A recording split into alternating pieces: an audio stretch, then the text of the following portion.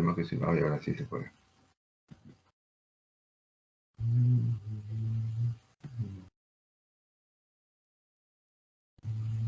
Ya. Entonces, vamos a ver. ¿Qué es el cáncer de vejiga? El cáncer de vejiga ocupa en algunos países el segundo lugar de todos los tumores urológicos en algunos países, sobre todo los países, ¿saben dónde? En la zona donde está la mayor cantidad de raza blanca, ¿no? O sea, son aquellos continentes como Europa, América del Norte, ¿no?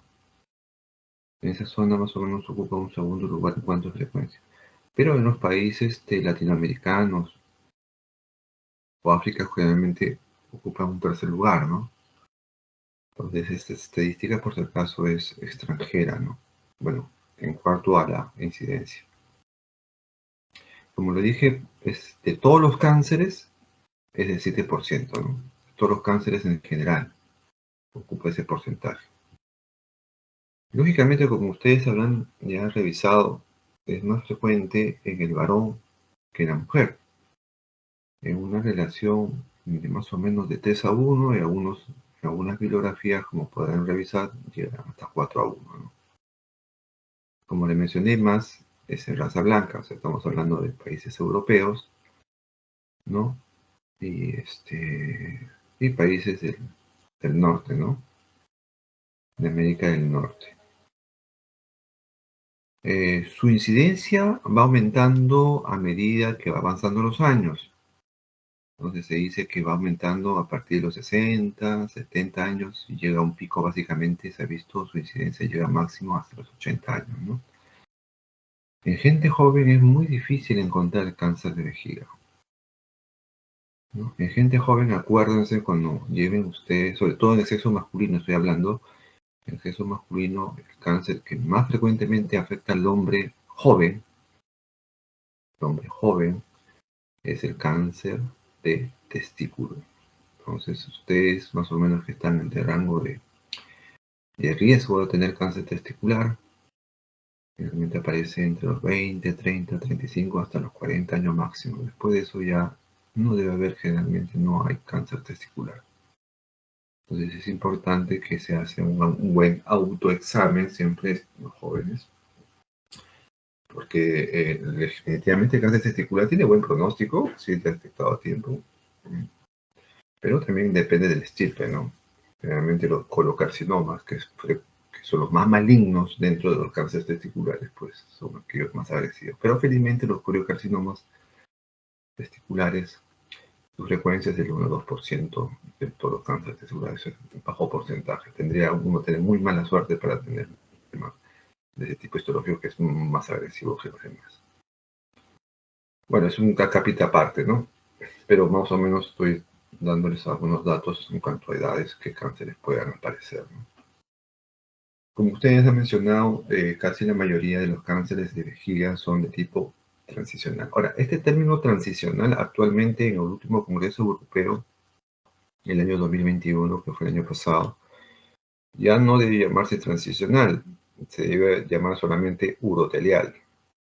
Repito, el cáncer se debe cambiar urotelial en vez de transicional. Lamentablemente es una mina todavía de unos años atrás, pero se llama urotelial, ¿no? Ahora, el tejido urotelial que reviste toda la parte interna del sistema urinario va desde los cálices, eso es importante, ¿eh? ¿Cuál reviste el tejido urotelial? Reviste cálices, pelvis, uréter, vejiga. Y llega hasta la uretra. O sea, la uretra prostática, perdón, por si acaso, es tejido urotelial, o mal llamado transicional. Se llamaba transicional porque era una transición de un tejido epidérmico a un tejido columnar, un cilíndrico columnar, que tenía varias capas. Era una transición, después era una transicional, pero como les digo, normalmente lo va a encontrar la capa de delante, porque eso ya cambió hace un par de años, lo van a encontrar ya, va a desaparecer el término transicional y lo van a encontrar como carcinoma de tipo urotelial, de urotelio. Y vamos a ver qué características tiene el urotelio después.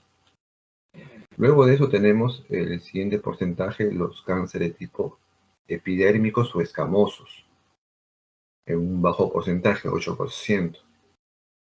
Tiene algunos factores de riesgo para aquellos que hacen cáncer de tipo escamoso o epidérmico, que lo vamos a ver después. Pero estoy dándole una torta, un ideal global, qué tipos de cáncer, histológicamente hablando, podemos encontrar, ¿no?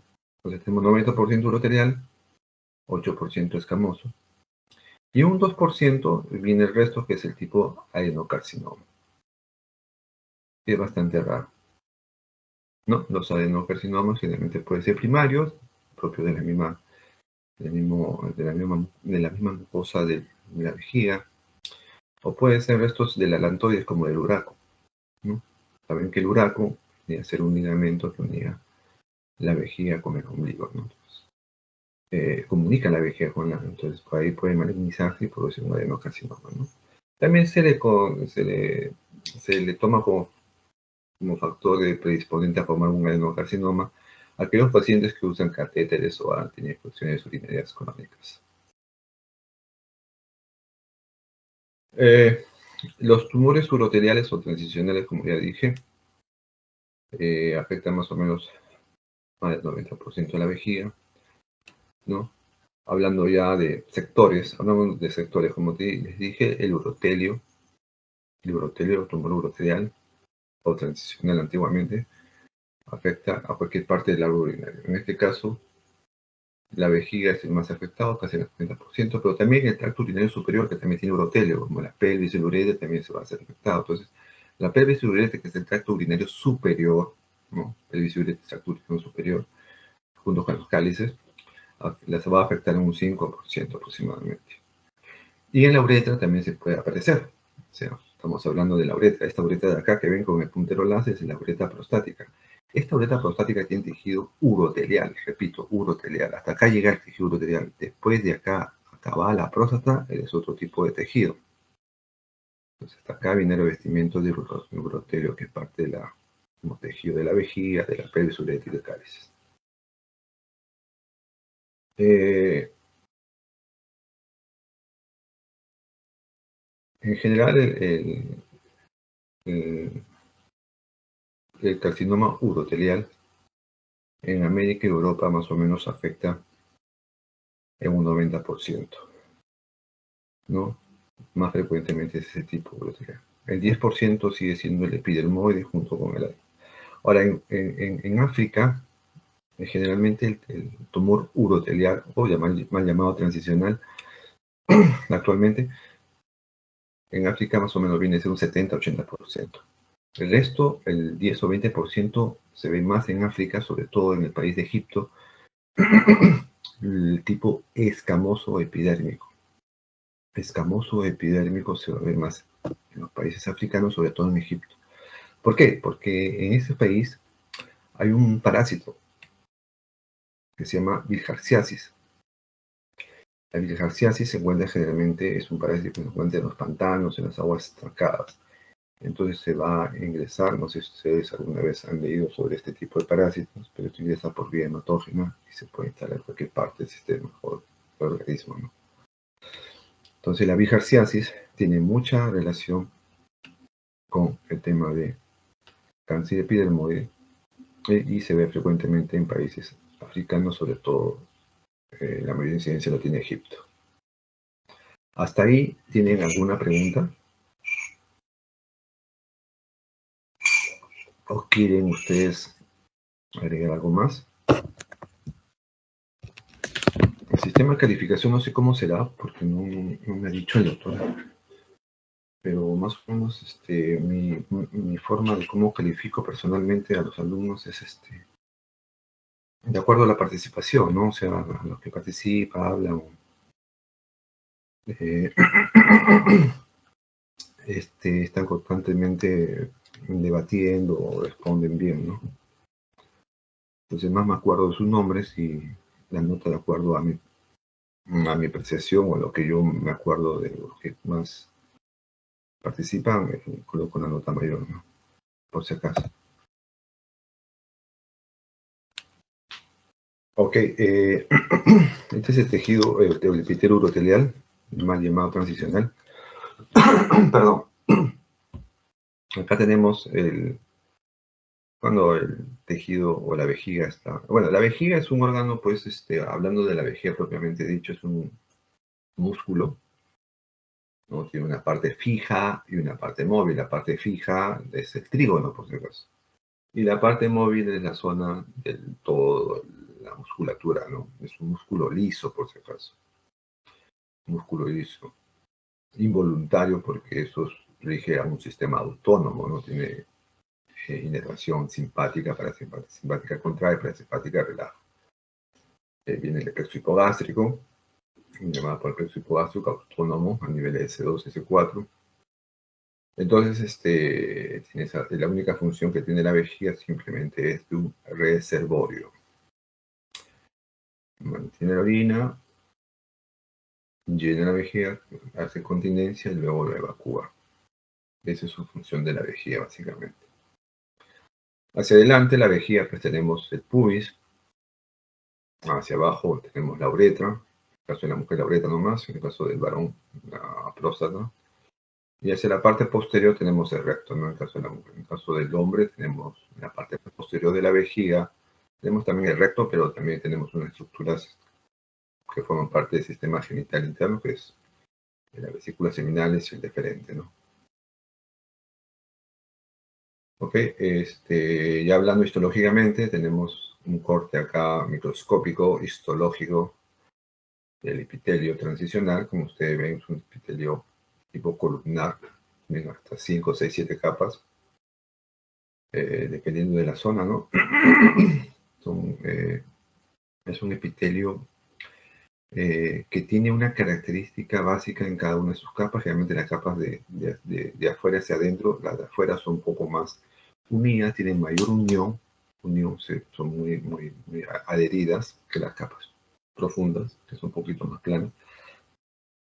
Y esa capacidad de unión de estas mismas células eh, permite que no pasen los iones, ni la sal, ni el agua, o sea, es impermeable. ¿Ok? Por lo tanto, no se absorbe nada en la vida, en el epitelio urotelial, no se absorbe ningún tipo de sustancia. Al contrario de lo que pasa con el sistema, pues, de la nefrona, ¿no? Entonces, como le decía, son capas, pueden ser de 3 a 7 capas, una sobre otra, sobre una lámina basal, ¿no? Acá tenemos un corte, ¿no? Este es el epitelio urotelial que reviste. Abajo de eso está la lámina propia y debajo de eso está la muscular, que es importante. Y después de la muscular tenemos la capa perivesical o la grasa perivesical, como se dice.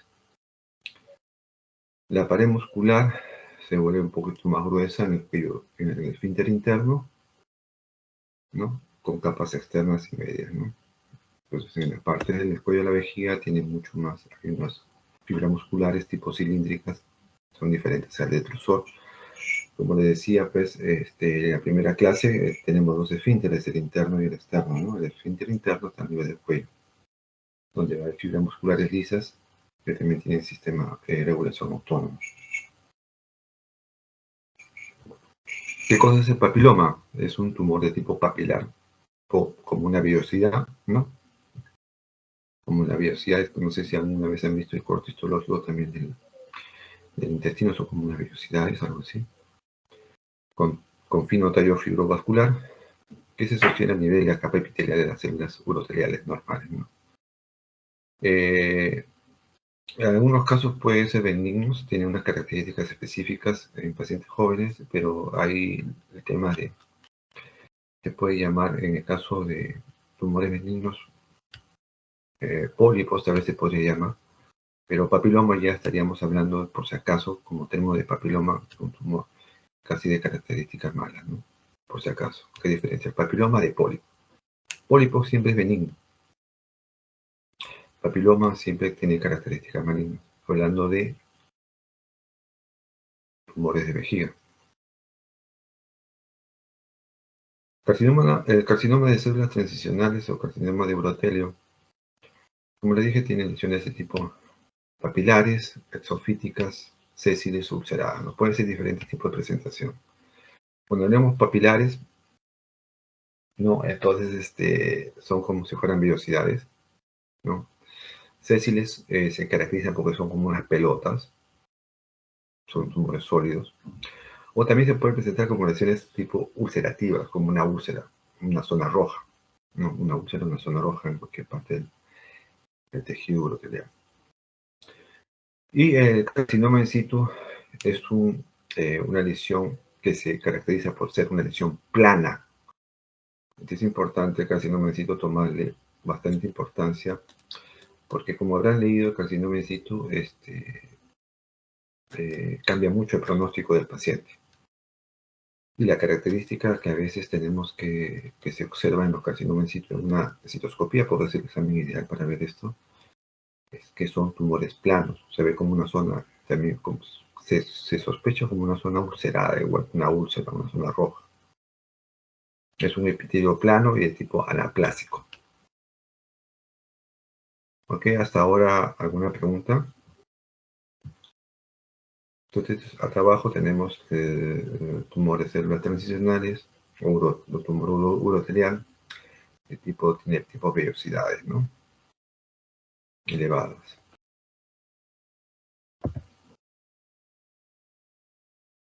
¿Alguna pregunta, alguna duda?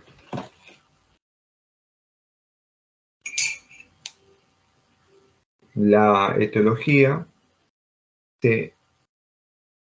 básicamente los estudios que han definido que son factores que a la larga pueden originar un cáncer de vejiga son dos. Los demás también son importantes, pero dos son muy importantes acá para que tengan una idea más concreta. Uno de ellos es el tema de exposición a las aminas aromáticas, ¿no? Y la otra es el consumo de tabaco. Lo demás también es importante, pero en menos porcentaje. ¿Qué cosa es el tema de las aminas aromáticas?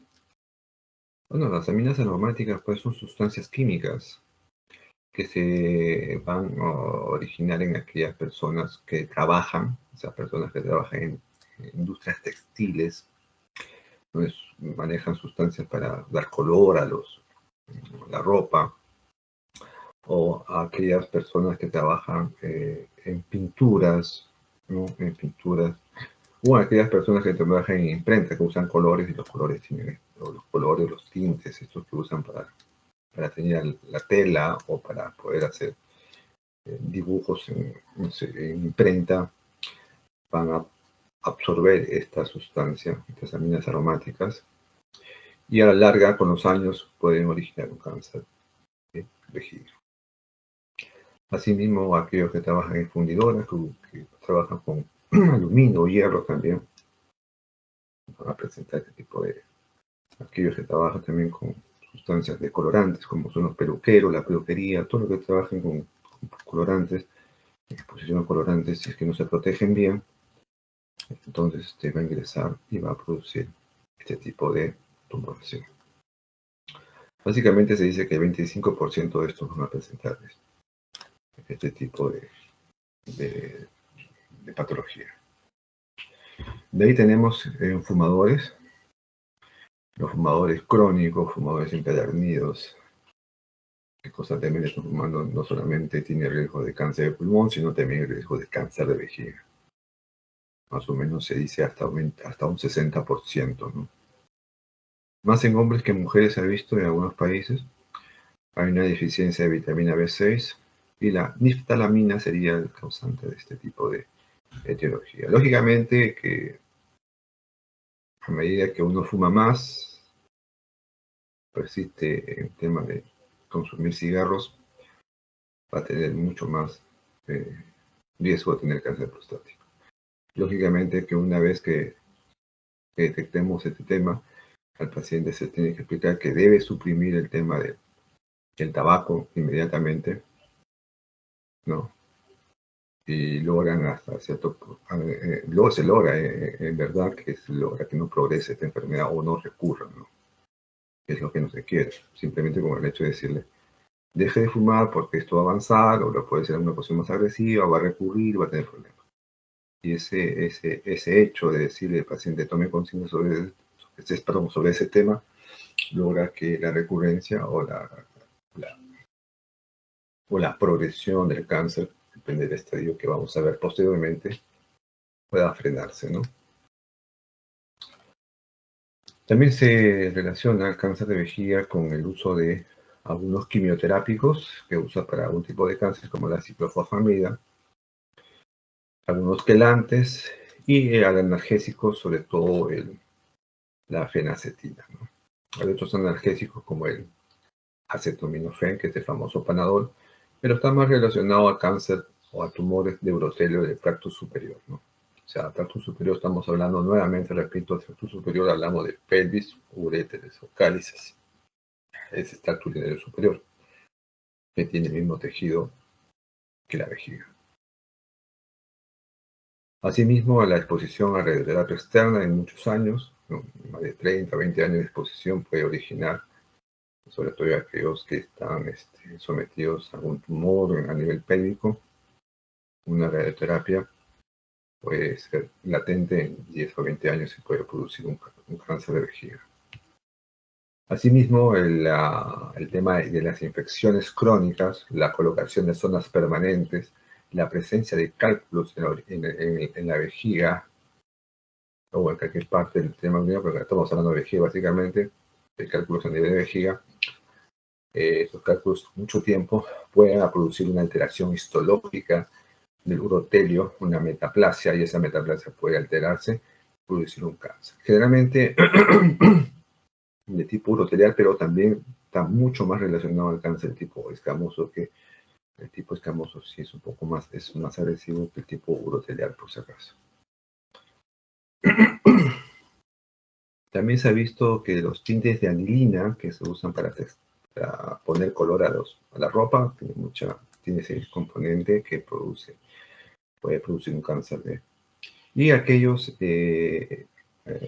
líquidos, como algunos países, hay líquidos, se ha visto varios estudios en algunos países, el agua está contaminada con arsénico, y el arsénico también es un predisponente a cáncer de vejiga, ¿no? En cuanto al tema de la herencia, esto es muy controversial. Algunos dicen que sí, otros que no. Los que dicen que sí se refieren generalmente si la primera generación tuvo cáncer de vejiga, hay 2 veces el riesgo de que la primera estirpe pueda tener cáncer de vejiga, ¿no? Pero eso es muy controversial en algunos casos. Nuevamente repito, la infección por el esquistosoma hemabiotum, o la bilharziasis, que es lo mismo, que se ve en zonas del África, está relacionado con cáncer de vejiga, pero sobre todo, como ya mencioné, sobre el cáncer de vejiga de tipo escamoso epidermoide. Lógicamente, a medida que el hombre va avanzando, o la persona va avanzando en los años, la incidencia, esto va a aumentar, ¿no? Va a aumentar a medida que pasen los años. Casi el 80% se puede ver a partir de los 60 años de la incidencia, ¿no? No sé, ¿tienen alguna pregunta? ¿O quieren acotar algo?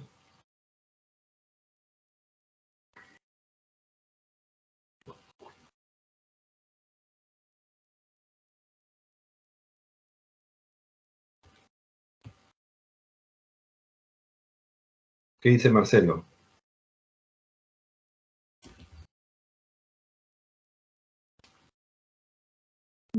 Bueno, más que todo, no mucho que acotar, pero en sí también había leído que en sí el tabaco, ¿no? Lo que son fumadores era como que la etiología o un factor de riesgo que se asocia más a lo que puede ser desarrollo de cáncer de vejiga, ¿no? Eso sí había encontrado, que era el que tenía mayor porcentaje.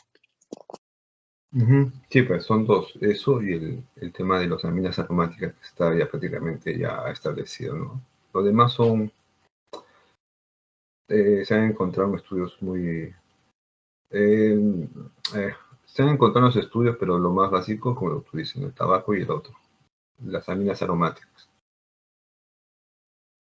Bueno, entonces seguimos.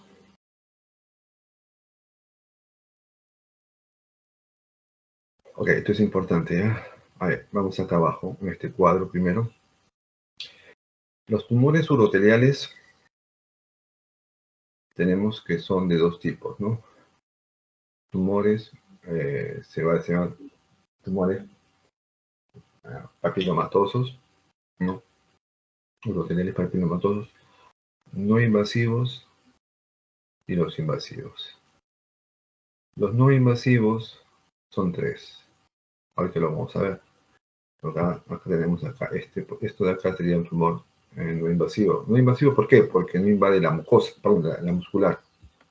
Acá tenemos el músculo y sigue siendo entre el urotelio y la lámina propia. O sea, llega hasta la lámina propia y punto, ¿no? Pero no llega al músculo. Pues se llama no invasivo. ¿Qué porcentaje de los tumores papilares no invasivos o papilomatosos no invasivos son más o menos 75%? Esto es importante. Ahora, de tipo tumores papilares invasivos, quiere decir que ya agarró músculo y más adentro. Llega hasta la parte serosa, la parte perivesical. Eso más o menos sumando debería ser un 20%, ¿no? Y aquellos que ya producen metástasis son un 5%. Entonces, el porcentaje que encontramos son estos de acá, son importantes tener en cuenta, ¿no? Es no invasivo, tumores papilares no invasivos, los invasivos y los metastásicos. Ya para un poco profundizar qué tipo de tumores no invasivos tenemos pues el CIS, es un tumor plano, tenemos el TA es un tumor papilar pequeño, que solamente está en el urotelio, y el T1, que llega hasta la lámina propia. Eso lo vamos a ver en otro gráfico. En varios gráficos vamos a ver para que se acuerden. Y los invasivos son a partir del T2 para arriba. T2, T3 y T4 prácticamente ya metastásicos. Entonces T2 y T3 son invasivos y el T4 ya metastásico. ¿Ok? ¿Se entendió esta parte? Es importante este gráfico para tener en cuenta. Entonces acá se va a encontrar estos tumores uroteliales, ¿no? En mayor porcentaje. Ahora, pueden ser papilares, endocavitarios o únicos, múltiples, puede ser cualquier tipo de presentación, ¿no? Se puede aparecer en cualquier parte de la vejiga. También ahora el tema de superficiales ya no se habla solamente de tumores papilares no infiltrantes. Puede tener diferentes grados, ¿no? Bajo grado, grado intermedio o alto grado. Eso es importante que el patólogo, una vez que extirpemos ese tumor, que la biopsia, la extirpación se hace con RTU, ¿no? Con cirugía endoscópica, nos diga qué tipo de agresividad tenga este tipo, si es bajo grado, grado intermedio o alto grado. Porque con eso tenemos que plantearnos nuestro pronóstico, nuestro estadiaje y nuestro tratamiento. Si no nos dice eso el patólogo, no nos va a ayudar mucho. No nos ayuda nada, prácticamente no mucho, sino nada. A medida que el grado histológico sea mayor, el grado de recurrencia también es mayor, por si acaso. Y el grado de progresión también es mayor.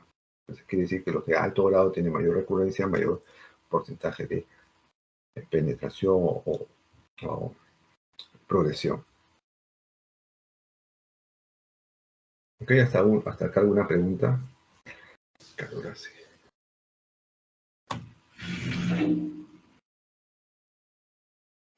No, Joseph. Sí, doctor. Yo había leído otro tipo de Dime nada más. sí, otro tipo de escribir también el cáncer de vejiga, ¿no? Algún Solo no tipo. había visto sobre los metastásicos, había visto sobre no invasivos, no músculo invasivos y el que es músculo invasivo, ¿no? Ya, el T4 son los que son metastásicos, ¿no? Metastásicos a órganos vecinos, ¿no?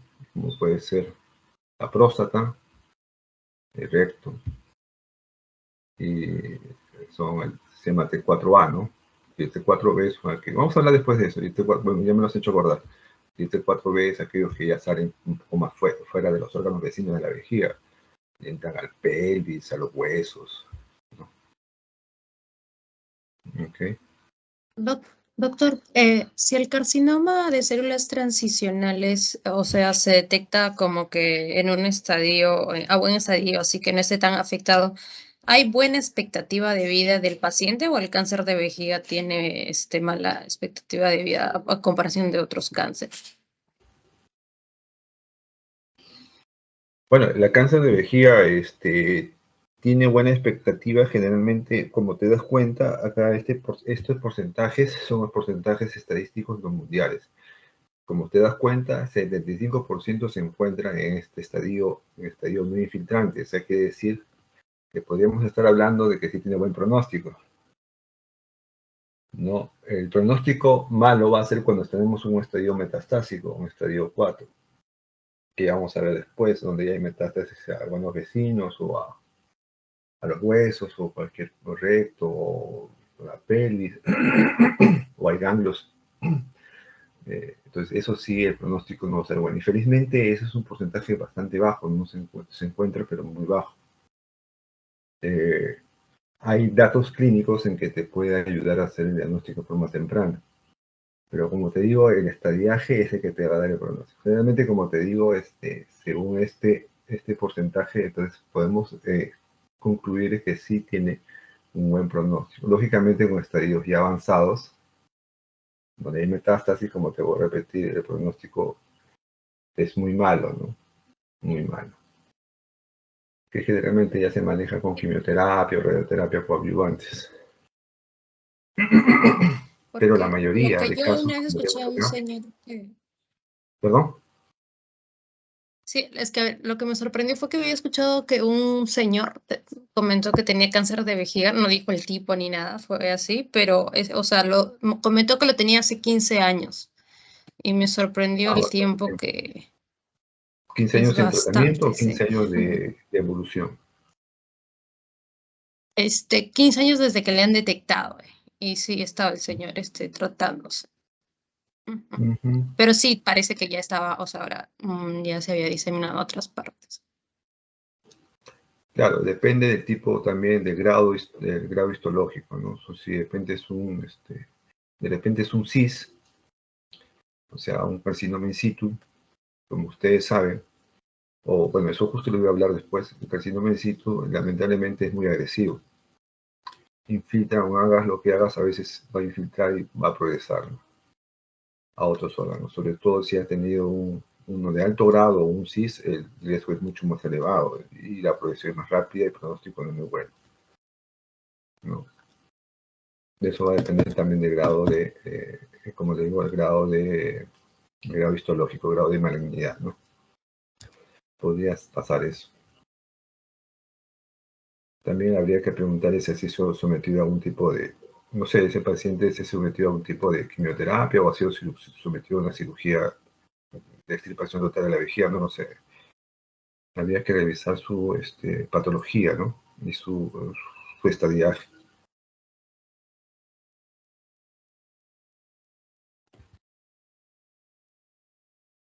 Acá tenemos una gráfica del cáncer de vejiga. En general, los cánceres de vejiga pueden ser infiltrantes o metastásicos en un 15%, ¿no? Son sobre todo aquellos que son de bajo grado, pero los de alto grado tienen una capacidad de infiltración y penetración o progresión mucho más alta, ¿no?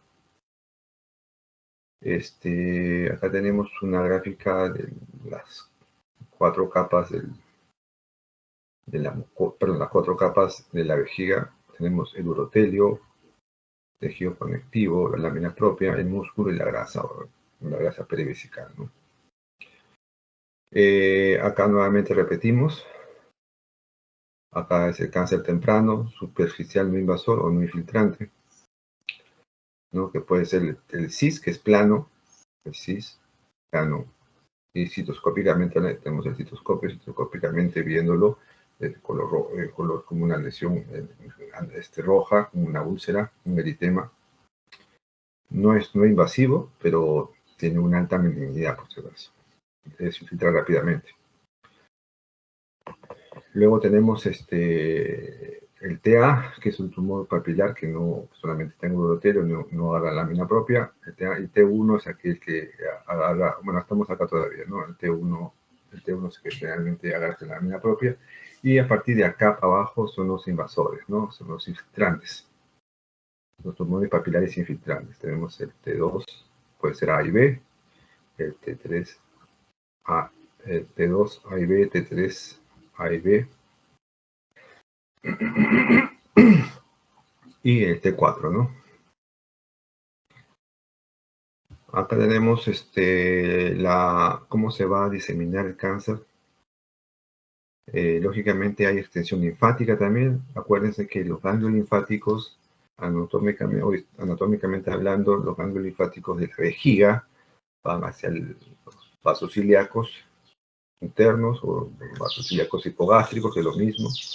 Y de ahí se va a la parte presacra y de ahí se va hacia la aorta, los paracabos y paraórticos hacia arriba, ¿no? Entonces son ganglios retroperitoneales. Ojo, también se ha encontrado un 20% que el carcinoma urotelial o transicional puede ser mixto, puede ser una combinación también de epidermoide o adenocarcinoma en algunos casos. Eso se ha visto en un 20% de los estudios histopatológicos. La mayor porcentaje del cáncer es infiltrante solo en la vejiga al diagnóstico y hay un 20-25% con metástasis. Entonces, esto básicamente es un gráfico para ver la clasificación T y cómo se van a diseminar, cómo van a expandirse los cánceres, ¿no? Como repito, los que se infiltran más rápido y de mayor progresión son los cánceres tipo de alto grado, ¿no? Alto grado de severidad. Cuando hablamos eso de bajo grado, grado intermedio, alto grado de un tumor urotelial o transicional, tenemos que el grado de displasia, ojo, el grado de displasia o alteración histológica o celular, ¿no? O sea, más displásicos, lógicamente es un alto grado, por si acaso. A eso me refiero.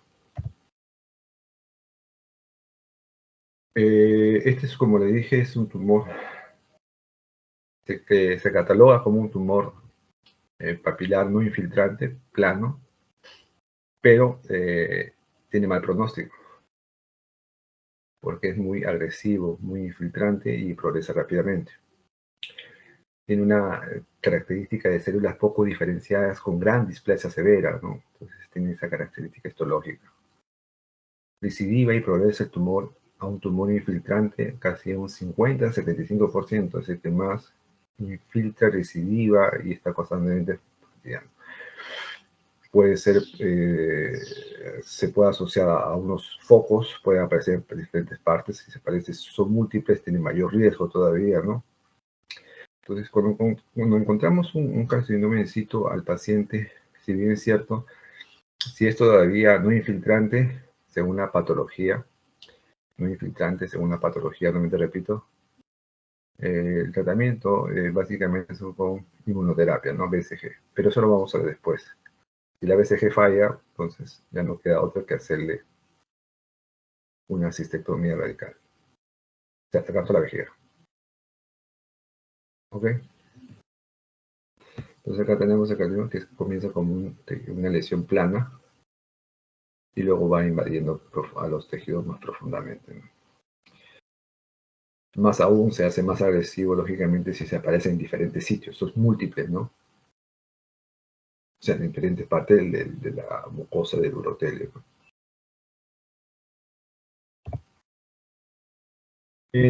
Acá hablamos una cápita aparte de lesiones benignas que pueden también tener en cuenta en vejiga y lesiones benignas, que no se asocian lógicamente al cáncer, como son los nidos de Brun. Entonces, a veces conocemos una biopsia de un tumor de vejiga que nos pareciera, o sea, nos sospecharíamos de que sea un tumor maligno, ¿no? Puede mencionar en la histología nidos de tipo de Brun, que generalmente tienen mucha relación con la cistitis. La cistitis química y glandular por inflamación o irritación crónica de la vejiga por aquellos pacientes que tienen cistitis crónica o trigonitis. Se puede encontrar también lesiones benignas de tipo adenoma nefrogénico, un pólipo, un papiloma invertido y un papiloma villoso. Esto de acá, esto normalmente son lesiones de tipo benignas. Y eso te lo confirma básicamente la biopsia, ¿no? ¿Cómo se hace el diagnóstico? Esto es básico, ¿ya? Cuando ya un paciente presenta a presentar hematurias de tipo macroscópica, casi el 80% tiene la posibilidad de tener un cáncer de vejiga. Más aún si es microscópica, ¿no? Casi el 100%. Ahora, los tipos de hematurias macroscópicas son hematurias, por si acaso, de características intermitentes, dependiendo también del tamaño del tumor, ¿no? Si son tumores pequeños, lógicamente son tumores pequeños, únicos, menos de 3 centímetros, lógicamente que van a producir hematurías de tipo microscópica, ¿no? Porque así está comenzando. Pero con una hematuria macroscópica posiblemente el tumor ya sea mucho más grande, una de 3 centímetros, empieza a sangrar y produce un tipo de hematuria de tipo intermitente. Hay días que orina normal y hay días que orina rojo. Estas hematurias, generalmente las microhematuras van generalmente asintomáticas, por si acaso. Se hace un examen de orina y encuentran hematíes en orina microscópico. Ahora, ustedes saben cómo se considera microscópico una orina, es importante. ¿Alguien sabe? Es pregunta básica ya. ¿Cuándo consideras, a partir de qué valor consideras un examen de orina completo de hematuria microscópica? ¿Y cuándo consideras macroscópica? En un De examen, 3 bueno, a 10 macroscópica por cuando lo campo, ves, ¿no? Pero microscópica, dime. de 3 a 10 por campo, creo que. Bueno, eso es muy controversial. Algunos dicen, algunos laboratorios que yo he estado en varias clínicas, unos dicen mayor de 3, dices como rango, otros dicen mayor de 5. Yo considero de mayor igual a 5 para arriba, en 2 tomas de muestras seguidas, hematuria microscópica. Repito, si yo encuentro un examen de orina, pues sí, 6 hematíes por campo, bueno, pues una contaminación, ha hecho un esfuerzo, no se puede varios factores que pueden, pues, por lo tanto tengo la obligación de repetir nuevamente el examen. Si sí, igual con ese mismo valor, un poco más, mayor de 5, entonces sí podemos hablar de hematuria microscópica. Eso siempre es importante, ¿eh? Repetir nuevamente el examen de orina de uno solo no nos ayuda mucho, puede ser muchos factores, de repente se ha contaminado, toma bien la muestra, si es estado en etapa menstrual, la mujer de repente si yo ha tenido relaciones antes de la toma de orina, entonces puede pasar cualquier tipo de cosas. ¿Ok? Y en el examen de orina ya consideran macroscópica mayor de 100 por campo, ¿no? Ok. ¿Cuánto? A un 25 a 30% puede haber síntomas irritativos como disuria, poliaquiuria, nicturia. O sea, se considera como una cistitis, una irritación, síntomas irritativos. Pero generalmente estos síntomas irritativos estaríamos relacionados al tamaño del tumor que va cerrando un poco la luz de la vejiga, ¿no? Porque como ocupa espacio, pues lógicamente irrita, ¿no? Y cuando encontramos síntomas irritativos, estaríamos pensando en un tumor de mayor volumen, por si acaso, que puede abarcar casi el 50% de la vejiga.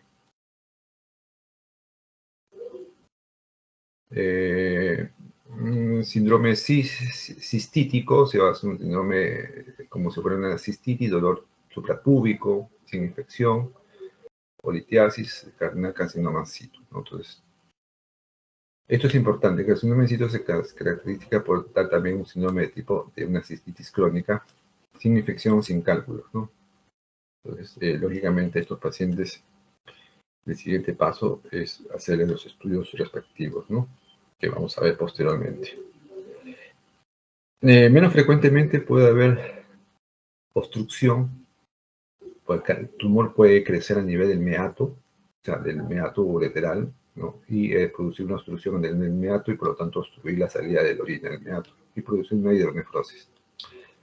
Eso es un poco frecuente, pero cuando encontramos ya una hidronefrosis, posiblemente el tumor esté invadiendo el meato, ¿no? Está hablando del tumor urotelial, ¿no?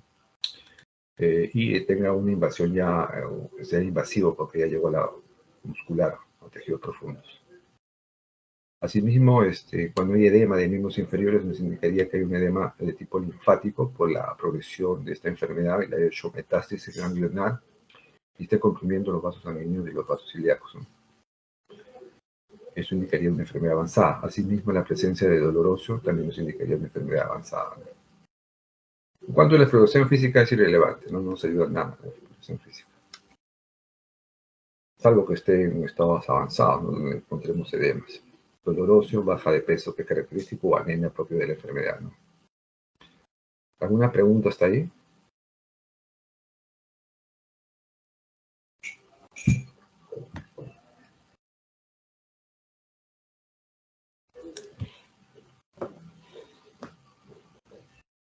Dice Ochoa.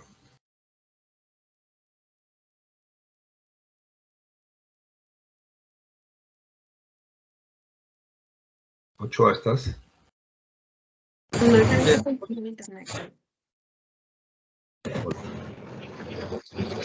Doctor. ¿Algún comentario sobre el diagnóstico? No, doctor, más que todo yo había visto sobre justo mi caso clínico era el carcinoma de vejigas, de células escamosas, si no me equivoco, y bueno, más que todo lo que habían mencionado los compañeros, ¿no? Que un factor de riesgo es el tabaquismo, solo que lo que había visto en mi patología, o en el cáncer de vejiga, lo que había visto un poco frecuente, el de células escamosas. Así es, los escamosos son poco frecuentes, exactamente. Son casi el 5 a 10% más o menos. Muy bien. Entonces vamos a continuar. Bueno, esto es un tema ya de concepto general en cuanto a hematurias, ¿no? ¿Qué patologías urinarias te pueden originar hematurias? Hematurias te puede originar una pielonefritis, un cáncer renal, una poliquitosis renal, una tuberculosis renal, un cálculo ureteral, una apendicitis complicada con lesión de uréter, una tosis renal, cálculos, ya hablé sobre tuberculosis tipo tuberculosis renal, nefropatía hemorrágica, algunas diatesis hemorrágicas como problema de coagulación, la hemofilia, son problemas hematológicos, una ureteritis quística, que son patologías bastante raras, una periureteritis, un tumor de uréter, el tracto uretero superior, bueno, y el tumor de vejiga, ¿no? Las varices vesicales que también a veces aparecen, los cálculos de vejiga, una cistitis, una trigonitis, una prostatitis, cáncer de próstata, un adenoma, una espermocistitis, ¿no? Que espermocistitis significa una infección de las vesículas seminales. Y lo que te produce en uretorragia, pero no es hematuria, uretorragia, que significa sangre en la uretra, pues tenemos el papiloma. Hay una diferencia entre lo que se llama uretrorragia, por si acaso. Es decir, la denominación cuando son presencia de sangre en la uretra. Uretrorragia. Cuando son patologías como un papiloma de uretra, una uretritis, una estrechez de uretra, un tumor de uretra, un traumatismo de uretra, lo produce uretrorragia. ¿Ya? Esto para que tengan una idea global de aquellas patologías. Lógicamente, como vuelvo a repetir, el carcinoma de vejiga se caracteriza por la presencia de sangre en la orina. Pero tenemos la obligación de investigar cualquier otro tipo de patología para hacer el diagnóstico de tipo diferencial, ¿no? Diferencial. ¿Okay? Hay que pensar todo esto, por si acaso. ¿Tiene hematuria? No, esto es puede ser un cáncer de vejiga, no sé cuándo. No, tenemos que pensar en todo, todas estas posibilidades. Nuevamente, involucrándonos al tema del cáncer de vejiga. El diagnóstico básicamente son dos pilares básicos para hacer el diagnóstico. Es el examen de PAP, ¿no? El Papa Nicolau. Y el otro es la citoscopía, ¿no? Esos son básicos, ¿no? El PAP, o la citología exfoliativa, el urotelio, que es el Papa Nicolau. Eso lo va a revisar el patólogo. O sea, se manda muestra de orina, ¿no?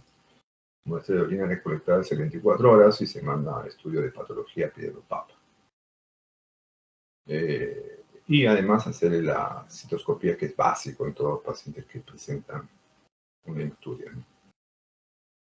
Más aún si se piensa que es de vejiga. La citología, pues, sencilla, fiable, tiene una sensibilidad de 75 a 100%, sobre todo en aquellos tumores de alto grado. Repito, tenemos tumores de vejiga o tumores cancerígenos de vejiga urofiliares de bajo grado y alto grado. Los de alto grado el PAP va a ser mucho más sensible. Va a ser positivo en un 75 a 100% de sensibilidad. O sea, va a salir positivo. Pero el problema es cuando son de bajo grado, generalmente el PAP no va a salir positivo. Por si acaso, repito, en el bajo grado el PAP no te va a dar un resultado positivo. Tu sensibilidad va a bajar. Asimismo, la citología es importante hacerla después del tratamiento. O sea, después de haberse hecho la extirpación del tumor por vía RTU, que es el procedimiento terapéutico y diagnóstico terapéutico básico de un tumor de vejiga, que es la RTU, la cirugía endoscópica del tumor, RTU de vejiga. Hay que hacer también el seguimiento a ese paciente, ¿no? Y el seguimiento se hace nuevamente con citoscopía y con citología PAP. ¿Hasta ahí alguna pregunta?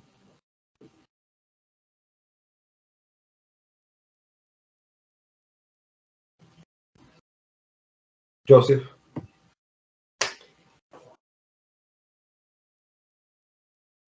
Hay otros estudios genéticamente de orina, como son el BTA, pero esos son exámenes, son kit de inmunofluorescencia, pues son exámenes muy costosos y no hay acá en nuestro medio. Eso solamente tienen los americanos. Pero no se ha visto pues mayor relevancia o mayor sensibilidad o mayor supere al tema de ¿no? O sea, no equipara. Entonces, este estudio de citología de PAP es bastante sencillo, barato, y está a la mano de cualquier paciente, de cualquier establecimiento de salud, ¿no? Bueno, en cuanto a los exámenes de imágenes, la ecografía nos puede ayudar, pero acuérdense que la ecografía solamente nos ve riñón y vejiga, no nos ve otro tipo de estructura, no nos ve pelvis y uretra. Es importante recalcarles que si nosotros encontramos un tumor, un cáncer urotelial en vejiga, hay un 5 a 10% que también tengamos un cáncer a nivel del tracto urinario superior, entonces tenemos que revisar el tracto urinario superior, sobre todo los cálices, la pelvis y la uretra, ¿no? En este caso, en la ecografía de vejiga, como ven ahí, hay una tumoración que se ve a nivel dentro de la vejiga, ¿no? En este lado, una tumoración sólida. Tiene una sensibilidad de 80%, pero como dije, en el tracto urinario superior perdemos prácticamente utilidad, ¿no? Y hacemos la citoscopía de este mismo tumor, vemos un tumor papilar, ¿no? Más o menos debe tener algo de casi 3 centímetros, ¿no? En la cara lateral, o en la cara lateral de la vejiga, del lado izquierdo.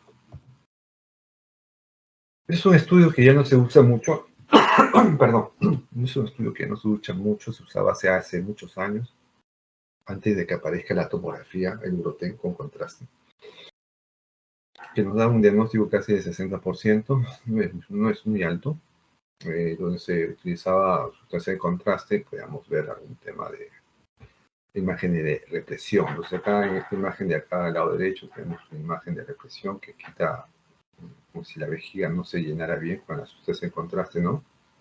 La vejiga se llena de contraste porque hay una imagen que no impide que se llene todo de forma uniforme, es una imagen de represión o de sustracción. Entonces este es un tumor de vejiga. Acá tenemos también otro tumor de vejiga que va ocasionando también una obstrucción a nivel del meato uretral, ¿no? Por lo tanto, por medio de necrosis secundaria. Como le dije, son estudios que usábamos antiguamente, ya no se está usando esto. La citoscopía, como lo vuelvo a repetir, es un examen fundamental, igual que el PAP. Bueno, lamentablemente no va a falsos negativos en un 10% en general de las citoscopías. Y tenemos que combinarlo siempre con la citología, ¿no? Citología estoy hablando de PAP. Entonces podemos tener una citoscopía en que no encontremos nada y un PAP positivo. ¿Qué nos haría pensar en eso? Repito, en el 10% de las citoscopías puede salir negativo, ¿no? Pero hay una citología positiva, o sea, PAP positivo. Podríamos estar pensando en tres cosas. En un carcinoma in situ, que son agresivos,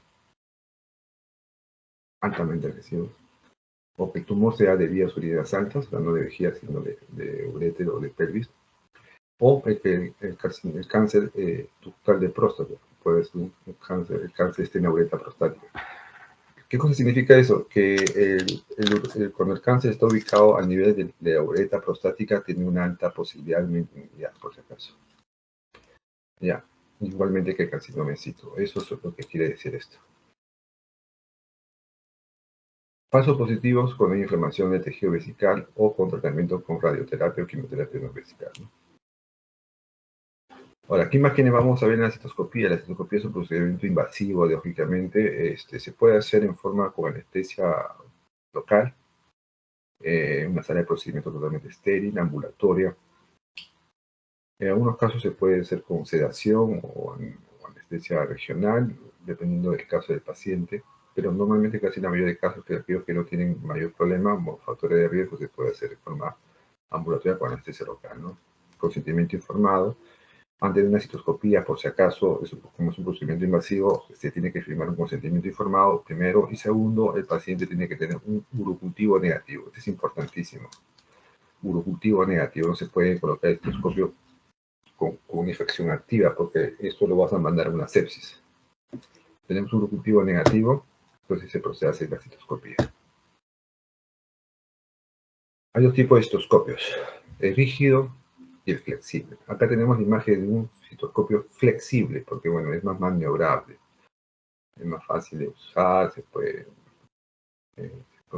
sobre todo es de mayor utilidad si es paciente varón, porque la uretra del hombre es mucho más larga, lógicamente, ¿no?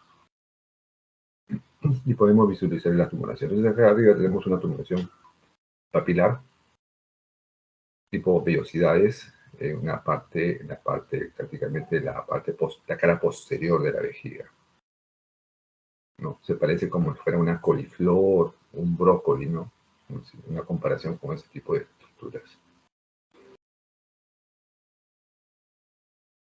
Una vez hecho la citoscopía, lógicamente las imágenes deben ser grabadas porque se usa una cámara acá arriba. Una vez ustedes van al hospital, entonces nosotros hacemos citoscopías en un tópico para que se den cuenta. No tenemos el flexible, tenemos el rígido. El rígido no tiene la flexibilidad para angular, ¿no? Es rígido. El rígido es solamente ingresa. Pueden observar cómo se hace el procedimiento, ¿no? Tiene un sistema de, ¿no? Ingresa acá el agua, es agua suelo fisiológico para poder llenar la vejiga, poder visualizarlo mejor, distender la vejiga para poder ver el tumor.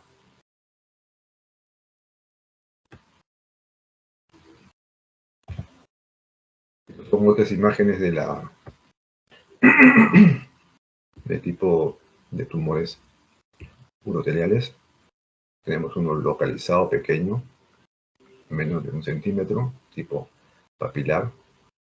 Acá tenemos justo arriba del trígono, en la cara posterior, localizado. Acá tenemos uno que está un poco más grande, cerca del meato ureteral derecho, que es el trígono. Parece el trígono tiene forma de... Trígono significa triángulo, ¿no? Termina acá la parte, la base y los dos lados que se terminan en el cuello, ¿no? En el trígono siempre encontramos los meatos ureterales, ¿no? Que es un meato ureteral izquierdo y el otro es el derecho que está acá. Puede crecer este tumor, lógicamente, a un tumor velloso muy grande o un gran papiloma infiltrante con pliegues cortos y adherentes, ¿no? Y puede sangrar fácilmente. Tal vez si uno esto lo extrapola a un cuadro clínico, posiblemente este tumor, este de acá que vemos más pequeño, generalmente puede producir una anatomía microscópica. Cuando son mucho más grandes, llegan hasta 3 centímetros, un poco más, tienen áreas necróticas, sangrantes, y eso sí produce hematuria de tipo intermitente. O sea, ya va a haber una hematuria macroscópica evidente. Hay todo tipo de tumores.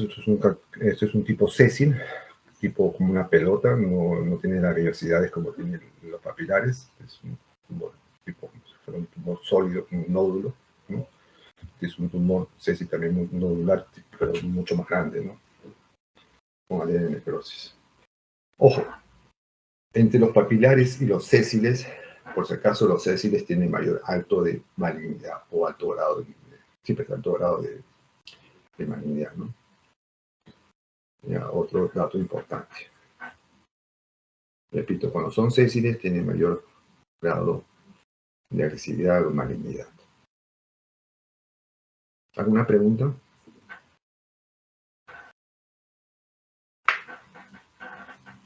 No. Cuando hablamos de mayor grado de agresividad, ya estamos hablando básicamente de que tiene mayor recurrencia y mayor progresión, van infiltrando las demás capas. ¿Ok?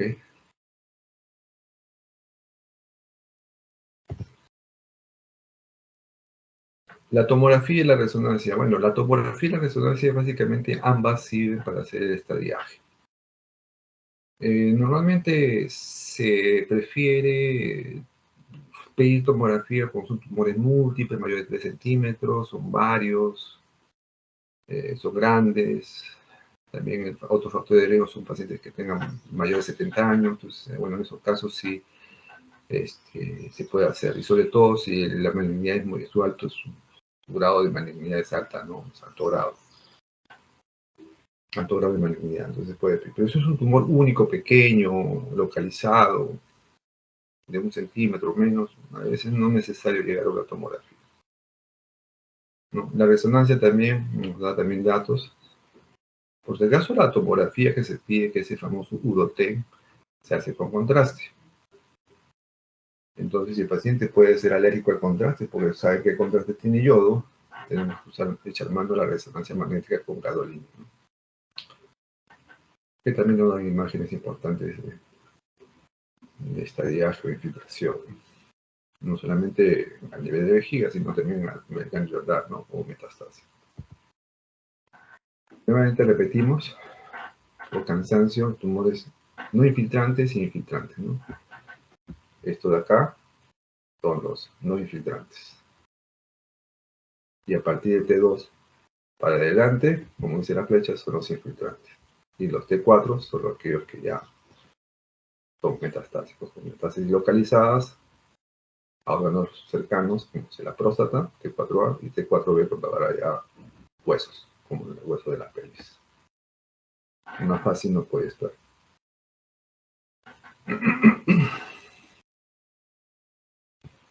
Esto es importante tenerlo en cuenta, y luego vamos a ver en cuanto al cómo hay que sacarlos, ¿no? Porque los tumores hay que extirparlos. Esto se extirpa con el RTU. Tiene que haber unas características al momento de extirparlos. Bueno, acá esta es una definición de cada uno. El T, el N y el M, ¿no? La famosa clasificación TNM, que tiene según las guías europeas, tiene un alto grado de recomendación. Los TNM es importante para hacer el diagnóstico de tratamiento, ¿no? Tenemos el TIS, este es el carcinoma in situ plano, el TA, carcinoma no infiltrante, como ya mencioné, el T1, que invade a la membrana propia o a tejido conectivo subepitelial, el T2, y ya a partir del T2 para abajo son los infiltrantes, que ya no voy a mencionar porque ya lo mencioné varias veces. Y los Ns, que es importante, el NX, metástasis ganglionar regional desconocida, el N0 es ausencia de metástasis ganglionar, el N1 hay presencia de un ganglio más o menos de 2 a 5 centímetros, o múltiples no mayores de 5 centímetros, ¿no? ¿Dónde estamos encontrando esos ganglios? Repito, en la cadena ganglionar a nivel de los vasos ilíacos hipogástricos o ilíacas internas, o ilíaca común, y va a subir hacia los presacros hasta los paraórticos paracabos. Así es el drenaje linfático. Entonces ahí tenemos que buscar esa metástasis celular. Y en N2 cuando son ganglios mayores de 5 centímetros, un ganglio mayor de 5 centímetros. Y M0 no hay metástasis, y M1 hay metástasis a distancia, como será huesos o otros órganos. O al recto también podría ser.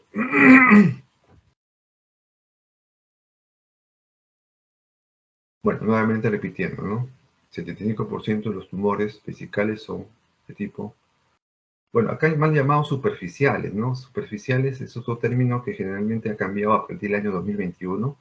Pues te digo, voy a tener que actualizar, pero se llama no infiltrantes, nuevamente repito, lo voy a encontrar como no infiltrantes, pero ya en bibliografías superficiales, ¿no? Superficiales, eso ya según según la recomendación de las guías europeas actualizadas hasta el 2021, hasta el año pasado, el tema superficial se debería dejar de lado, porque cuando hablamos de superficial se diría pues que eso es tumor superficial, uno entendería por lógica que no es agresivo, ¿no? Uno piensa, ¿no? O sea, es un tumor superficial de vejiga, por lo tanto uno dice, el paciente lo entiende, o muchos colegas lo pueden entender como que no es maligno, y eso es falso, porque hay superficiales tipo CIS, y el CIS es agresivo, entonces no encaja. El término actual es llamarlo no infiltrante, repito, no infiltrante. ¿Ya? Por si acaso, vayan a encontrar bibliografías o revistas de repente cuando vayan a exponer ese tema, ¿no? Para que tengan una idea. Y los infiltrantes se llamaba profundos, ahora se llaman infiltrantes, ¿no? Entonces, este es un 75%, los no infiltrantes, y los infiltrantes son un 25%, ¿no? Lógicamente, el porcentaje de sobrevivir de los infiltrantes es un 50% a los 5 años, ¿no? Dependiendo del tipo, pues, de agresividad que tenga el tumor, ¿no?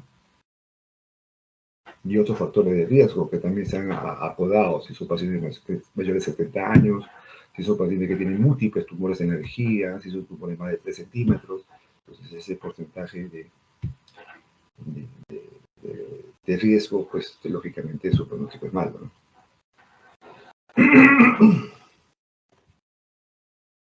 Como dije, el gold estándar para hacer el diagnóstico de un tumor vejigal viene a ser la resección transuretral. Ya vamos a ver unas imágenes posteriormente, pero este gráfico es importante que lo tengan en mente. ¿Qué buscamos en la resección transuretral? Necesitamos básicamente tomar un buen tejido, una buena biopsia, una muy buena muestra de tumor de vejiga para hacer un buen estadiaje, ¿no? Un buen T. Porque a partir del T básicamente vamos a ver si es infiltrante o no infiltrante, ¿ok? Y el segundo, ver el grado de agresividad, ¿no? Eso se lo va a dar el patólogo. O sea, hay que hacer una buena resección. La resección debe ser todo el tumor, la parte tumoral y la parte de la base. O sea, sacar la resección, llegar hasta el músculo o tal vez llegar hasta la parte perivesical, la grasa perivesical. Hasta ahí deberíamos hacer la resección del tumor, hasta la parte más profunda de las capas de la vejiga. Entonces, si hacemos eso, una buena RTU, tenemos un buen estudio histopatológico y eso nos va a llevar a un mejor estadiaje y un mejor tratamiento. Entonces lo vamos a catalogar en bajo riesgo, riesgo intermedio y alto riesgo. De bajo riesgo, generalmente cuando el tumor es único, chiquito, menos de 1 hasta 3 centímetros máximo, y te van a indicar que de bajo grado, un TA, ¿no? TA. No invade hasta la lámina propia, ¿no? Solamente se queda en la parte superficial, la parte del urotelio, ¿no? Si es único, solamente se hace seguimiento. ¿El seguimiento con qué se hace? Lógicamente se hace con citoscopías y citologías, ¿no? Citología, repito, es Papa Nicolau, por eso repito, el seguimiento se hace con citoscopía cada 3 meses después de la operación, ¿no? Y con el Papa Nicolau, ¿no? Puede recurrir, sí, es bajo el porcentaje de recurrencia, pero sí puede recurrir un 5 a 10%. Sí puede recurrir, sí.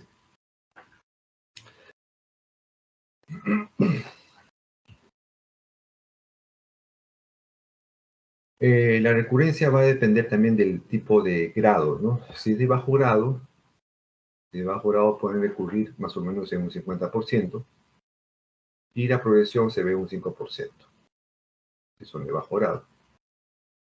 Si son de alto grado, si es único de alto grado, la recurrencia puede ser 80%. Cuando digo recurrencia, quiere decir, ojo, a ver si me entienden, O sea, se extirpó el tumor, ¿no? Se resecó. Se quitó el tumor con la RTU, se extirpó, se queda vacío, es único, ¿no? Es una folícula chiquita ahí que está ahí, la sacamos completo, hasta capa profunda, se indica tumor único de bajo grado, TEA, ¿ok? Supuestamente con lo que hemos hecho, aparentemente lo curaríamos, pero lógicamente el protocolo indica que ese seguimiento porque tiene que haber recurrencia. Y la recurrencia se va a aparecer como nuevamente, en el mismo sitio va a aparecer nuevamente el tumor, ¿ok? Eso se llama recurrencia. Generalmente aparece siempre en el mismo sitio.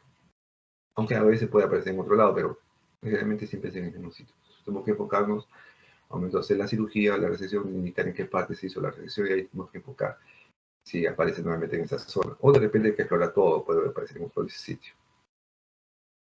Entonces, esa recurrencia en un bajo grado llega a un 50% de los casos. Y un 5% progresa. Y lógicamente la progresión no es muy alta. O sea, por lo tanto, no, al decir progresión quiere decir que está haciendo una especie de infiltración, o sea, va avanzando. Y su porcentaje de infiltración es bastante bajo. Pero si es de alto grado, lógicamente la recurrencia y la progresión van aumentando un 80 y 50% respectivamente, ¿no? Entonces hay que tener en cuenta este dato de acá abajo. Cuando hablamos de riesgo intermedio, ya no encontramos tumores únicos, sino tenemos tumores en varios sitios. Puede ser en la cúpula, en la cara lateral, en el trígono o en el techo. Entonces, puede ser tumor múltiple o recurrente de bajo grado. Ok, acá el tratamiento sí consiste en usar quimioterapia o inmunoterapia. La quimioterapia intravesical es colocar sustancias dentro de la vejiga con un catéter, se llama mitomicina, que es un quimioterápico. Específicamente que se usa para tumores de células transicionales, bueno, en este caso de tumores uroteriales, ¿no? 40 miligramos en ampollas, una dosis semanal por 6 semanas, luego se va dando reforzamiento una vez al mes, una vez al mes, una vez al mes hasta un año.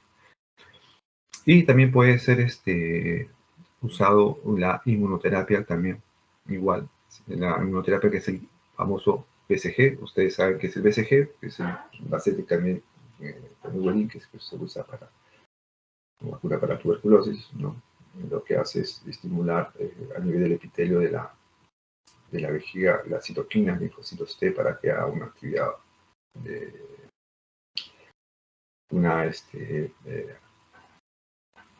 un proceso de atacar realmente el tumor en esa zona, ¿no? Por la presencia de las citoquinas, estimula la presencia de citoquinas de linfocitos T. Entonces, eso es el mecanismo de acción del BCG.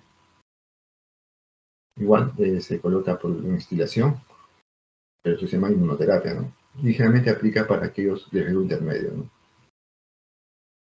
Si a pesar de eso se hace el kit de mantenimiento, ¿no? Que significa esto por 6 semanas, ¿no? Se hace después de 3 meses una citoscopía, por cada 3 meses va haciendo citoscopía estos pacientes de riesgo intermedio. Si hay recurrencia, no, se hace citoscopía y Papa Nicolau, por si acaso, después de 3 meses de haberse sometido a una terapia de inducción, o de la quimioterapia o la inmunoterapia.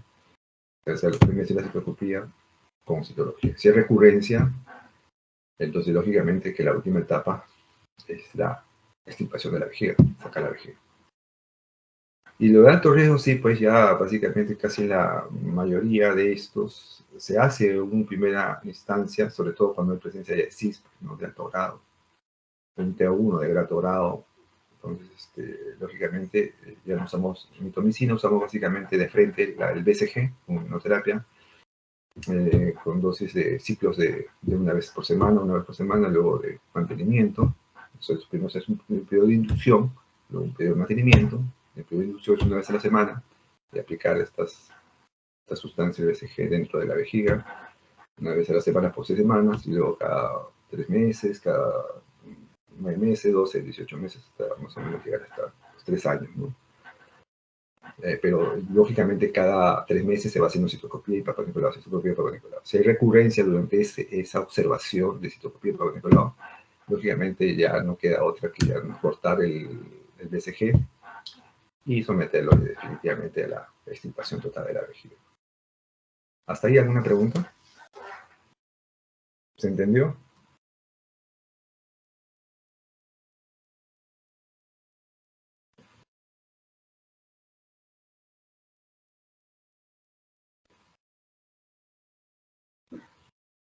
¿Alguna pregunta? Aileen Ortega está.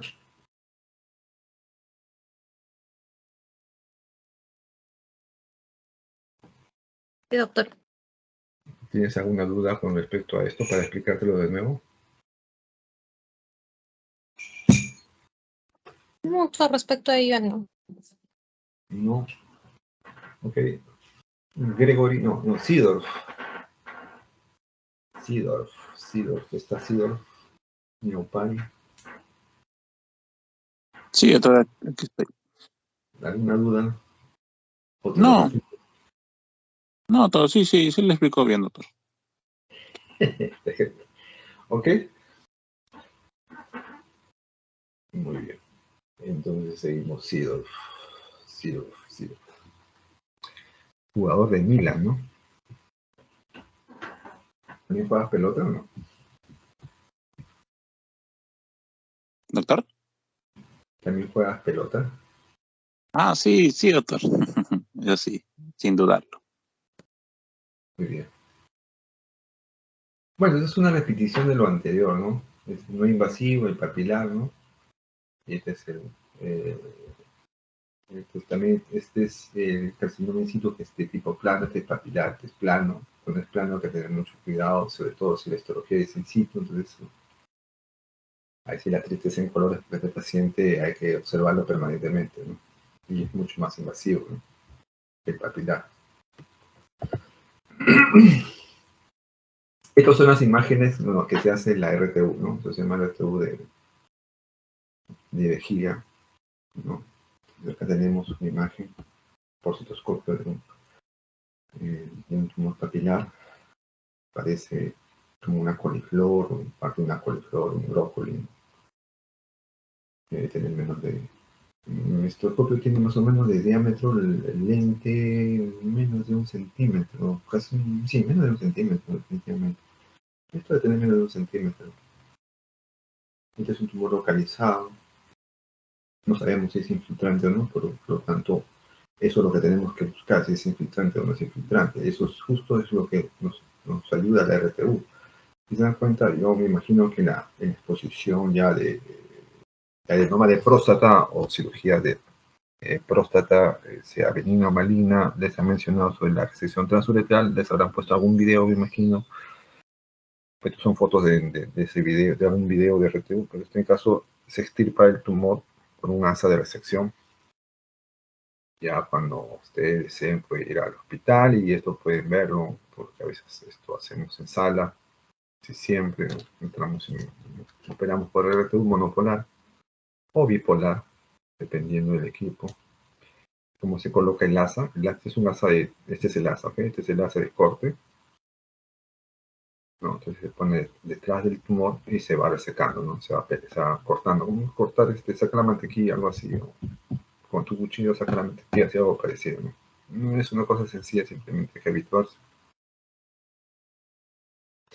Acá haces un primer corte, luego haces un segundo corte hasta llegar a la base, ¿no? Llegamos a la base, hasta ahí paramos, decimos toda esa muestra que sacamos, decimos a la enfermera o al ayudante que tengamos, se recoge todas las muestras y se pone primer frasco, así se llama, ¿no? Como hacemos en la metodología de la resección. Primer frasco, tumor de vejiga. Repito, en el primer frasco va el tumor de vejiga. O sea, llegamos hasta la base, ¿no? La base más o menos es esta parte de la base. Una vez que tengamos la base ya limpia, hacemos una resección ya mucho más profunda, donde tenemos que agarrar la muscular. En el segundo frasco va, entonces dijimos que el primer frasco es tumor de vejiga. En el segundo frasco va base de tumor de vejiga. Entonces, cuando ponemos eso, el patólogo va a saber de que estamos haciendo extirpación de tejidos profundos. Estamos hablando muscular y parte de serosa, o parte del tejido perivesical graso, ¿no? En este caso. Entonces, es un tejido. Es posible que hagamos un pequeño hueco, a veces puede llegar hasta la grasa perivesical. Mejor, si llegamos a la grasa perivesical, queremos decir que tenemos una muy buena muestra, una rama mucho más profunda, ¿no? Entonces, esto se manda como segundo frasco, ¿no? Base de tumor de vejiga. Entonces, ahí agarramos todo el músculo hasta la parte de la serosa, la parte que nos interesa ver si es que hay capas profundas más eso nos va a ayudar si va a ser, en conclusión, si va a ser un tumor no infiltrante o va a ser un tumor infiltrante. ¿Se entendió, no? El que no ha entendido me dice, por favor, para repetirlo. O sea, son dos muestras que se toman al momento de hacer la radiografía. Tumor de vejiga, que solamente llega a la base, y cuando ya le secamos la base, eso se llama un tumor de base de vejiga, porque ya agarramos capas mucho más profundas. O sea, el láser de corte llega hacia la parte más profunda de la vejiga, llega al músculo hasta la parte de la serosa. Eso va en otro frasco. Importante porque ahí nos va a ayudar a decir el patólogo si hay penetración o hay infiltración.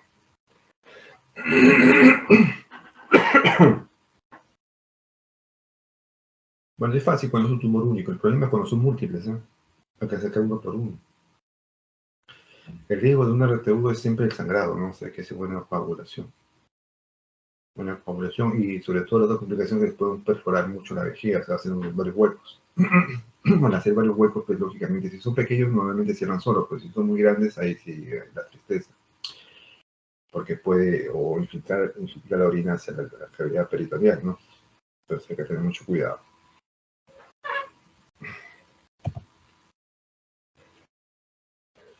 Luego de hacer ese procedimiento, extirpar y ya esperar el resultado de patología, ya tenemos que enfocarnos, como ya ese cuadro hemos visto, sí, de bajo riesgo, riesgo intermedio, alto riesgo, para poder someterlo a una quimioterapia o una inmunoterapia, ¿no? Y si eso falla, la inmunoterapia o la quimioterapia, sobre todo el riesgo intermedio o riesgo alto, si eso falla, lógicamente termina una cistectomía radical, ¿no? Cuando hablamos de cistectomía radical, queremos decir que sacamos toda la vejiga, lamentablemente, ¿no? Pero no se saca toda la vejiga. En el hombre se saca la vejiga y la próstata. ¿Por qué? ¿Por qué se saca la próstata? Porque la próstata está en la uretra, o sea, la uretra y es parte del tejido, lamentablemente, del tejido de la vejiga, forma parte de la uretra prostática. Por eso se llama cistoprostectomía radical, como de repente alguno va a mencionar en alguno de sus artículos. Cistoprostectomía radical se hace en el hombre.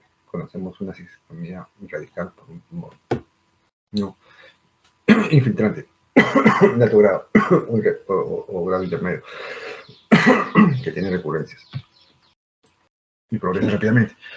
Entonces, ese se hace. En la mujer no solamente se saca la vejiga, lamentablemente la mujer también se saca uretra y también se saca, estamos hablando de cirugías radicales, ¿no? De vejiga, sí, de vejiga. En la mujer se saca no solamente la vejiga, sino se saca también parte de la vagina, uretra, útero y todos los anexos, metceresis completa, ¿no? Felizmente en las mujeres no es muy frecuente el tumor de cáncer de vejiga. Bueno, eso es un poco adelantándome al tratamiento ya de cirugías con tumores localizados muy infiltrantes y de alta agresividad. Pero bueno, en el tratamiento de tumores localizados, que no son infiltrantes, bueno, la terapia generalmente cuando son tumores únicos, de bajo grado, eso nos va a reportar el patólogo, son únicos pequeños de bajo grado, que no llegan, no son infiltrantes, ¿no? Solamente con una ampolla de mitomicina dosis única y después un seguimiento sería, o sea, lógicamente el tratamiento ideal, ¿no? Que se usa la mitomicina, ¿no? La mitomicina de 40 miligramos que viene en una ampolla, son de color azul, no sé si alguna vez algunos han visto, son ampollitas de color azul y difícil encontrar de 40 miligramos, tenemos que pedir a veces de 20 miligramos y otra ampolla de 20 miligramos. Esas dos ampollitas pues, se diluyen en 50 centímetros cúbicos de suelo fisiológico, ¿no? Se cargan en una jeringa grande, lógicamente, que tenga más o menos 60, 70 de capacidad, la jeringa. Y a través de una sondita Nelatón se coloca dentro de la vejiga y se instila toda esa sustancia. Es un color medio azulado. Si ustedes tienen algún interés de poder ver por las redes como la vitamina C de color azul, se instila lentamente, ¿no?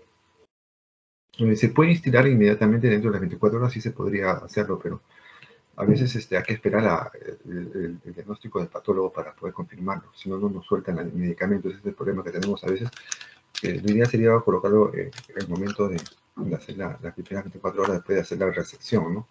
Pero necesitamos a veces el supo de patólogo, que a veces demora, en nuestro medio demora pues, más o menos unos 7, 14 días, y recién podemos poner ampollas. Además, no sueltan ampollas si es que no tenemos un diagnóstico, igual pasa con el cáncer, ¿no? El CID no te va a soltar los medicamentos para el cáncer de próstata si es que no, la biopsia no sale positiva, ¿no? Entonces es un tema ya que siempre pasa, se demora un poco. Temas administrativos. Pero acá también, aparte, hay otro tipo de quimioterápicos, tiotepa, digamicina, pirrolizina. Y en este caso, como son localizados, la incidencia baja el 20%, ¿no? La inmunoterapia local, como ya mencionamos en el cuadro anterior, básicamente aplica, la inmunoterapia hablamos del BCG, ojo, repito, la inmunoterapia es para producir una respuesta localizada de citoquinas por los linfocitos C, eso es lo que busca el BCG. Se usa en tumores de tipo de intermedio o alto riesgo, por si acaso. Pero en tumores localizados de bajo grado, con una quimioterapia localizada, una sola dosis y haciendo un seguimiento cada 3 meses, pues suficiente. El seguimiento, nuevamente, repito por última vez, el seguimiento siempre es con citoscopía y paparecola. No quiere decir que es un tumor pequeño, se sacó y el paciente lo menos a su casa, como a veces pasa, o al médico urológico que desconocen a veces este tema, van a su casa, no, ya te sacamos, no, hay que hacer el seguimiento. El seguimiento cada 3 meses, luego se puede subir cada 6 meses, dependiendo del siguiente año. Y el seguimiento por lo menos son hasta los 5 años, ¿no?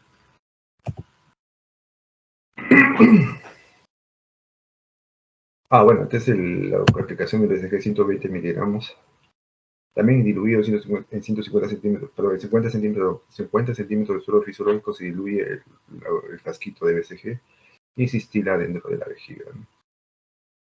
Es en la inmunoterapia de inducción son una vez a la semana, por 6 semanas, y luego de mantenimiento se aplica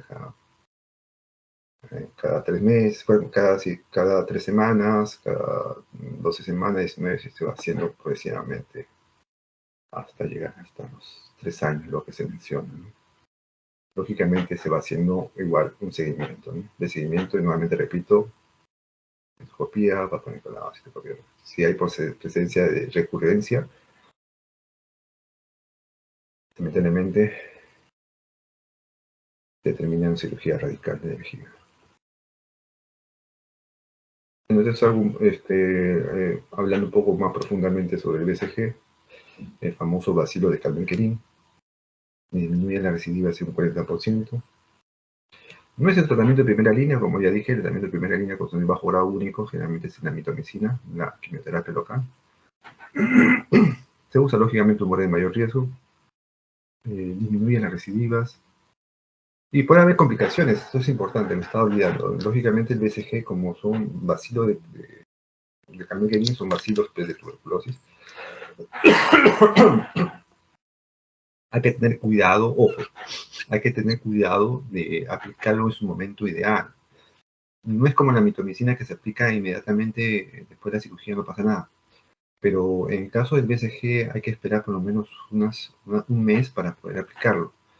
Que cicatrice bien la zona de la resección, o sea, la zona donde hemos extirpado el tumor, porque si hay zonas sangrantes, lógicamente el BCG va a ingresar por esas zonas todavía que está todavía cicatrizando, que está el tejido vivo, y puede ingresar el bacilo y por vía sistémica y originarte una tuberculosis sistémica. Y puede presentarse cuadros como síndrome febril, sepsis, prostatitis granulomatosa por este BCG, neumonitis, a veces puede producir hasta muerte si llega a una TBC miliar, ¿no? Entonces hay que tener en cuenta eso.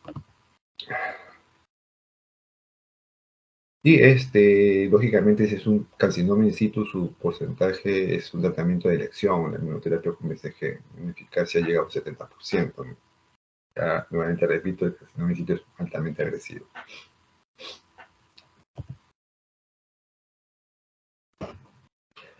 Si es una enfermedad invasiva o infiltrante, el tratamiento de elección básicamente es la citoprotectomía radical.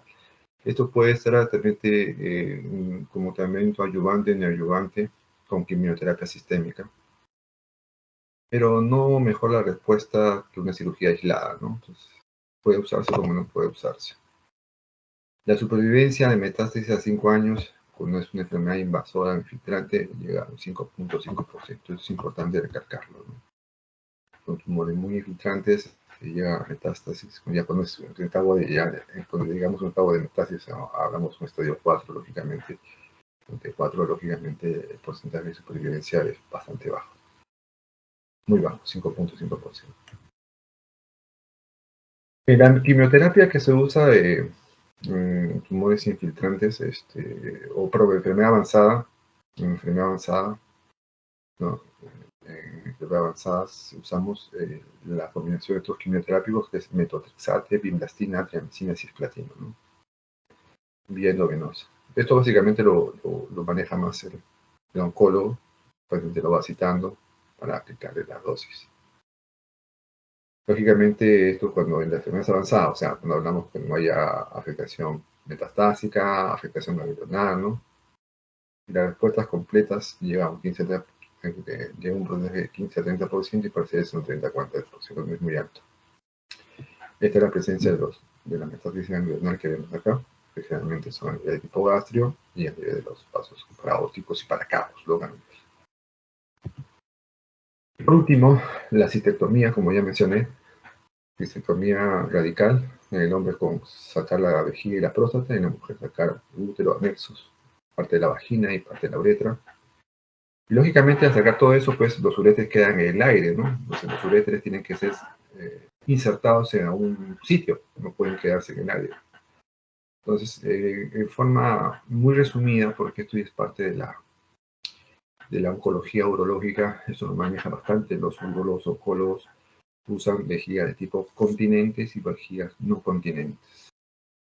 Vejigas continentes tenemos como primera opción dos tipos de vejigas, la ortotópica y la heterotópica. Repito, en las vejigas continentes tenemos las vejigas ortotópicas y las heterotópicas.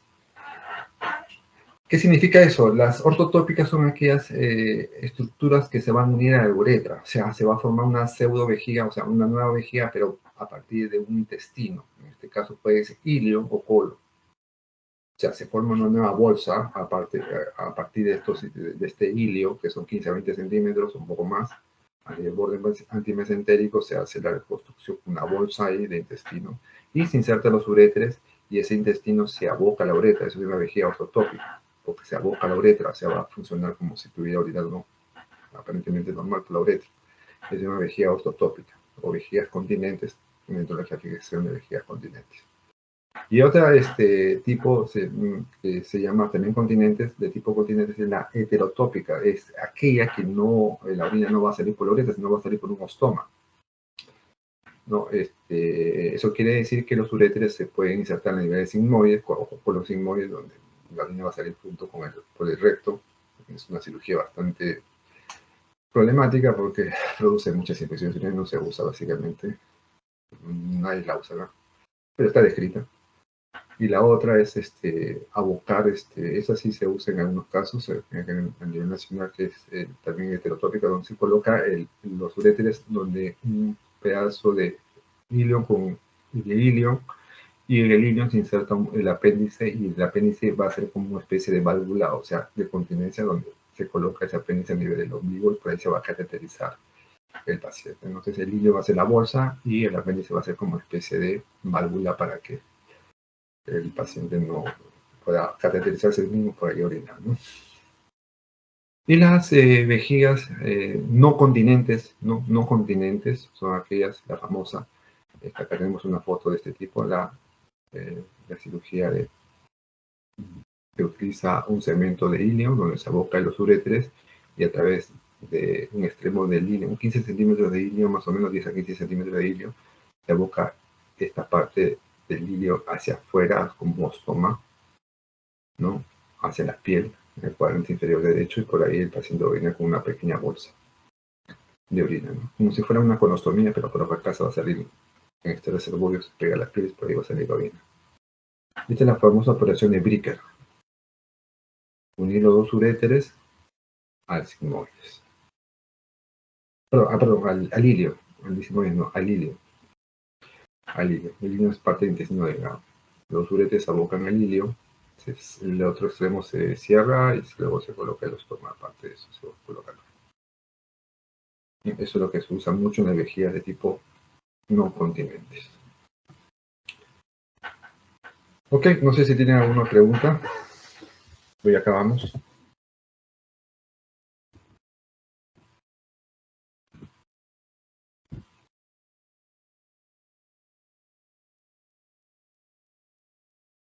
Lógicamente usar pez intestino